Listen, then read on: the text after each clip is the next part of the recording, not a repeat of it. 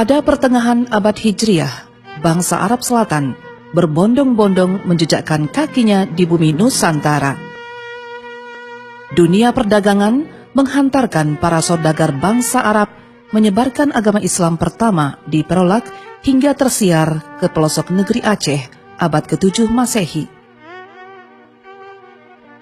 Perkembangan Islam semakin luas sampai ke Sumatera Utara, hingga menyusuri pantai barat Pulau Sumatera hingga abad 12 Masehi. Ketika Islam berkembang pesat di tanah Melayu, perkembangan Islam berpusat di Pasai pada abad 13 Masehi. Salah seorang keturunan Arab bernama Ahmad Salim yang menjejakkan kakinya di Kerajaan Melayu Jambi Ujung Jabung sebagai patronase Putri Selaras Pinang Masak dalam menjalankan tugasnya untuk menyebarkan agama Islam. Peristiwa pertemuan Ahmad Salim dengan Putri Selaras Pinang Masak merupakan titik awal agama Islam masuk ke Kerajaan Melayu Jambi Ujung Jabung. Dengan izin dan hidayah Allah, Ahmad Salim mengislamkan Putri Selaras Pinang Masak. Asyhadu an la ilaha illallah wa asyhadu anna Muhammadan Rasulullah. Lalu menikah dan dikaruniai 4 orang anak, yaitu Rangkayo Pingai, Rangkayo Hitam, Rangkayo Kedataran, dan Rangkayo Gemuk.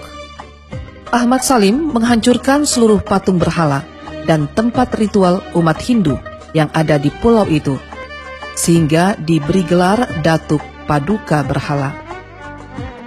Ketika Putri Selaro Pinang Masak dan Datuk Paduka Berhalo memasuki masa tua, lebih banyak menuntun dan membekali putra-putrinya tentang syariat agama Islam, seperti ilmu tauhid, fikih, dan tasawuf. Pada tahun 1480 Masehi, Putri Selaras Pinang Masak turun tahta Kerajaan Melayu Jambi. Kemudian secara bergantian, tampuk kerajaan diserahkan kepada putra sulung mereka, Rangkayo Pingai, yang memerintah tahun 1480 hingga 1500 Masehi. Rangkayo Kedataran tahun 1490 Masehi dan Rangkayo Hitam melanjutkan pemerintahan Kerajaan Melayu Jambi pada tahun 1500 hingga 1515 Masehi. Dimulai dari mengislamkan para saudara sepupunya dari keturunan ibunya Pagaruyung yang dinobatkan sebagai Sunan Muara Pijauan, Sunan Kembang Seri, dan Sunan Pulau Johor. Orang Kayo Hitamlah yang mengislamkan rakyat Jambi. Pada masa pemerintahan orang Kayo Hitam yang tegas, berani dan bertanggung jawab, berhasil meletakkan dasar hukum pemerintahan Kerajaan Melayu dengan ajaran Islam. Dikenal dengan istilah atau kiasan, pepatah atau simbol, adat bersendi syarak dan syarak bersendi kitabullah, yang berlandaskan Al-Quran dan hadis. Untuk menegakkan syariat Islam di tanah Melayu Jambi, orang Kayu Hitam menghentikan upeti paksaan pacet dan kalong yang dikirim ke Kerajaan Mataram. Memasuki usia tuanya, tampuk Kerajaan Melayu Jambi diserahkan kepada putranya Pangeran Rantau Kapas pada tahun 1515 Masehi, yang berkedudukan di Muara Tembesi. Pada tahun 1616 Masehi, berdirilah pemerintahan Islam pertama di tanah Melayu Jambi, di perintah Sultan Abdul Qohar. Dia melakukan perdagangan lada di Jambi dan melibatkan para sultan dan para ulama. Pemerintahan Sultan Abdul Qohar berakhir pada tahun 1643 Masehi, dan pemerintahan Kerajaan Melayu Jambi dilanjutkan Sultan Culif Ingo Logo Rajo Batu pada tahun 1700 Masehi. Seorang keturunan Tionghoa Muslim bernama Sintai melakukan kerjasama dengan para sultan. Salah seorang sultan tertarik dengan keberadaannya, lalu menjadikannya sebagai menantu. Sintai diberi gelar datuk. Dari pernikahannya, Sintai dikaruniai seorang putri bernama Siti Fatimah dengan panggilan kecilnya Siin dengan gelar Nyai Resik. VOC Belanda ingin menguasai perdagangan Kesultanan Melayu Jambi. Politik adu domba yang mereka jalankan merambah ke dalam Keraton Kesultanan Melayu Jambi. Keadaan sudah tidak kondusif. Hubungan antara Sultan meruncing. Kondisi ini membuat Datuk Sintai dan keluarganya meninggalkan istana keraton menggunakan perahu kecil menuju Kampung Pucung seberang Jambi. Datuk Sintai menetap dan bermukim bersama keluarganya.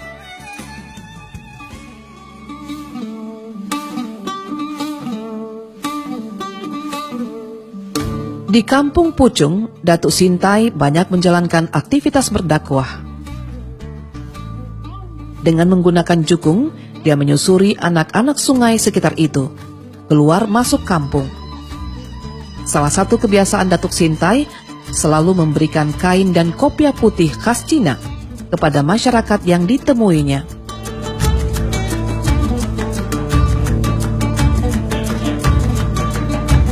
Kehadiran Datuk Sintai di Kampung Pucung seberang Jambi pada tahun 1708 Masehi dikenal sebagai Kampung Pacinan. Pada masa Kesultanan Melayu Jambi diperintah oleh Sultan Nazaruddin, Keraton Kesultanan Melayu Jambi semakin kacau. Sultan Nazaruddin dipaksa menandatangani perjanjian kerjasama perdagangan. Aktivitas perdagangan kini dikuasai VOC Belanda. Pada tahun 1743 Masehi, Kampung Pacinan kedatangan seorang ulama salafus salehin Said Al-Habib Hussein bin Ahmad Brakbah dari kota Trim Hadramaut Yaman untuk berdakwah mengajarkan ilmu tajwid Al-Quran, tauhid dengan ajaran sifat 20, ilmu usul fikih terhadap syariat dalam beribadah, serta ilmu tasawuf tentang ihsanul karim atau akhlak. Kagum dengan penguasaan ilmunya, serta sikap perilaku yang santun, Datuk Sintai tertarik untuk menikahkan Hussein Brakbah dengan putrinya Siti Fatimah binti Datuk Sintai dan dikaruniai seorang anak bernama Said Qasim Brakbah. Setelah menamatkan pengajian dengan Hussein Brakbah, para murid mulai beranjak tua dan dalam kondisi tersebut menurunkan ilmu yang diperoleh pada anak mereka masing-masing.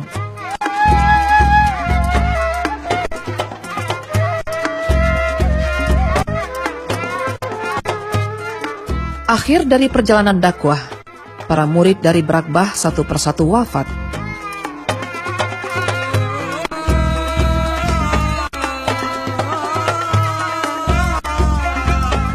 Langgar Putih Kampung Tengah yang dibangun Khatib bin Mas'ud pada tahun 1865 Masehi digunakan Abdul Majid bin Muhammad Yusuf untuk memulai pengajian pertama dalam rangka melanjutkan syiar Islam.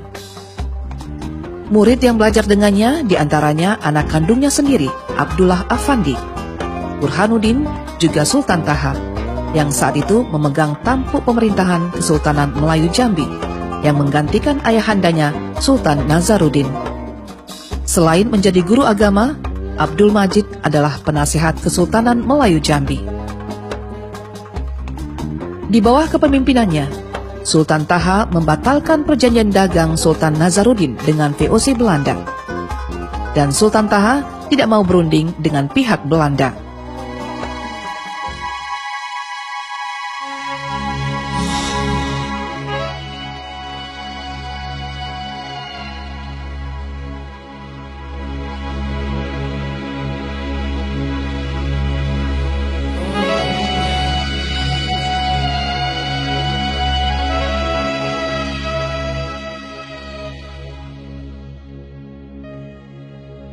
Belanda terus memburu dan menteror tempat pengajian Abdul Majid, sehingga pengajian dipindahkan ke dalam hutan dan berlangsung selama 2 tahun.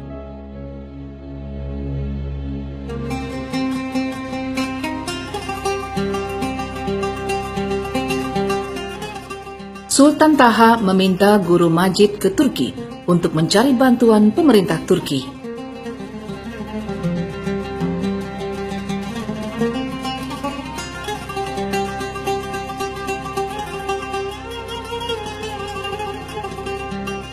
Abdul Majid dan rombongan sampai di Turki.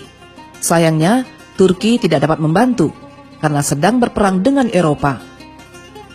Dan para utusan kembali ke Jambi, kecuali Abdul Majid yang menuju Mekah memperdalam ilmu agama Islam.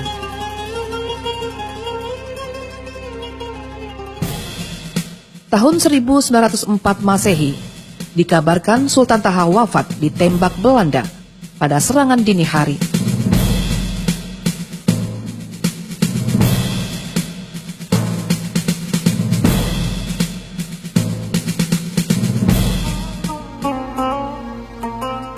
Setelah menamatkan pelajarannya, Abdul Majid mengajar di Mekah, Madinah, Turki, dan Baghdad. 4 tahun kemudian, Guru Majid memanggil muridnya untuk belajar di Madrasah Salatiyah Mekah. Di antara murid yang berangkat adalah Ibrahim Abdul Majid, Kemas Muhammad Saleh, Abdul Samad Ibrahim, Ahmad Abdul Syakur, dan Kemas Saleh Muhammad. Kemudian disusul oleh Usman bin Haji Ali dan Said Alwi bin Ahmad Sihab. Mereka menyelesaikan pendidikan pada tahun 1331 Hijriah atau 1912 Masehi. Mereka pulang ke Jambi dan menjalankan amanah dari Guru Majid untuk merintis pendidikan Islam di Jambi. Melalui musyawarah di rumah Kemas Saleh dan Ibrahim Majid, pada hari Rabu bulan Syafar tahun 1912 Masehi, tercapai kesepakatan untuk membangun tempat belajar dengan mendirikan 3 unit rumah kutab dan 1 madrasah. Rumah kutab Al-Jauharen didirikan oleh Tuan Guru Haji Usman Ali. Rumah kutab Saadatul Daren didirikan oleh Kiai Haji Ahmad bin Abdul Syakur. Abdul Syakur dikenal dengan Guru Gemuk atau Guru Tomok. Rumah Kutab Nurul Islam didirikan oleh Tuan Guru Haji Kemas Muhammad Saleh bin Haji Kemas Muhammad Yasir. Madrasah Nurul Iman didirikan oleh Tuan Guru Haji Ibrahim Abdul Majid. Pendidikan Islam di Jambi berada di bawah panji kerukunan Samaratul Insan untuk mencetak ulama yang berkualitas. Perukunan Samaratul Insan didirikan oleh alumni Al-Madrasah Salatiyah Mekah. Nama-nama alumni: Haji Abdul Somad bin Haji Ibrahim Arif sebagai Hop Penghulu Negeri Jambi, Haji Ibrahim bin Haji Abdul Majid, Haji Ahmad bin Abdul Syakur, Haji Usman bin Haji Ali, Kemas Haji Muhammad Saleh bin Kemas Haji Muhammad Yasir, Haji Said Alwi bin Ahmad Sihab.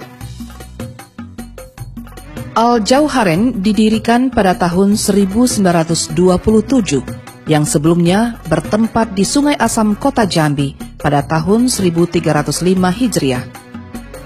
Pada tahun 1927 tersebut, dipindahkan ke Kelurahan Tanjung Johor, Kecamatan Pelayangan, Kota Jambi. Tokoh yang berperan besar dalam pendirian Madrasah Al-Jauharen dan tokoh-tokoh yang kemudian terus melanjutkan aktivitas Al-Jauharen.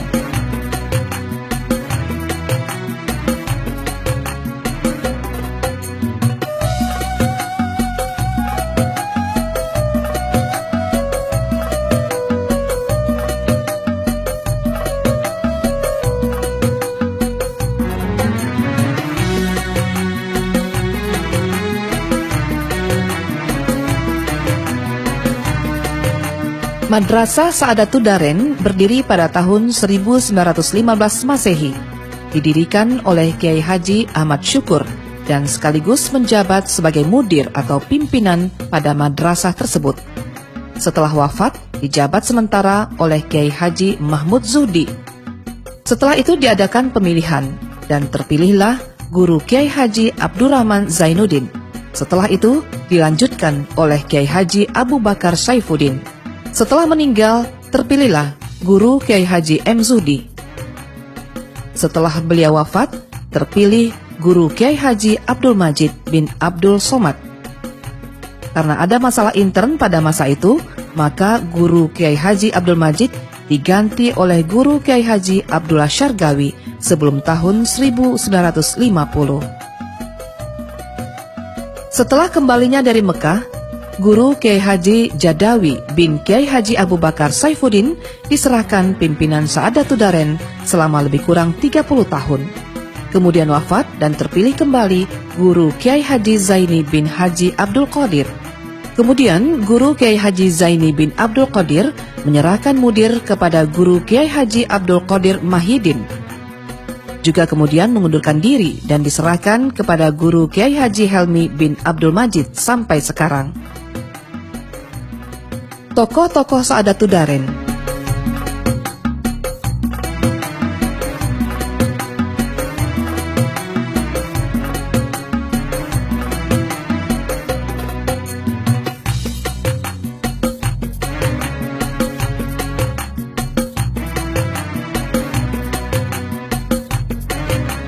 Rumah Kutab Nurul Islam yang didirikan di Kampung Tanjung Pasir dipimpin Tuan Guru Haji Kemas Muhammad Saleh bin Haji Kemas Muhammad Yasin. Tokoh yang berperan dalam pendirian Rumah Kutab Nurul Islam adalah Guru Haji Ismail, Guru Kiai Haji Kemas Abdul Somad, Guru Haji Abdul Roni, Guru Haji Sulaiman, Guru Haji Abdul Rahman, Guru Haji Ishak bin Haji Ismail, Dr. Andes Haji Abdullah Umar.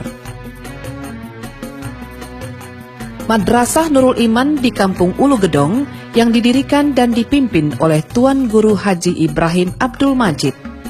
Tokoh yang berperan dalam mendirikan Madrasah Nurul Iman di Kampung Ulu adalah Guru Kiai Haji Abu Bakar Ashari, Kiai Haji Syekh Muhammad Bukhari, Kiai Haji Abdul Badir Ibrahim. Sebelum diangkat menjadi mudir Nurul Iman, ditunjuk sebagai Raisal Mu'alimin. Kiai Haji Abdul Samad Muhi, Profesor Dr. Kiai Haji Sulaiman Abdullah, Haji Fakhruddin Rozi bin Haji M. Jafar, Dr. Andes Haji Kalimuddin Syam. Perkembangan yang begitu pesat pada tahun 1950 Masehi, Kiai Haji Abdul Qadir Ibrahim mengembangkan pembaruan di bidang pendidikan Islam dengan mengubah metode pendidikan Islam secara seimbang antara kebutuhan ukrawiyah dan kepentingan duniawiyah. Kiai Haji Abdul Qadir Ibrahim mendirikan Madrasah As'ad di Olak Kemang yang kini dipimpin oleh Guru Haji Muhammad Najmi Abdul Qadir.